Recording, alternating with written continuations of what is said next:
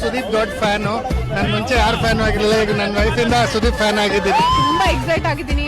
2 ವರ್ಷ ಆದ್ಮೇಲೆ ಮೂವಿ ಬರ್ತಿದೆ, ತುಂಬಾ ಖುಷಿ ಆಗ್ತಿದೆ. ನಾನು ಆಫೀಸಿಗೆ ರಜಾ ಹಾಕಿ ಫಸ್ಟ್ ಪಿಕ್ಚರ್ ನೋಡಿ ರಜಾ ಹಾಕಿ 2-3 ಶೋ ನೋಡಕ್ಕೂ ರೆಡಿ ಇದ್ದೀನಿ ನಾನು.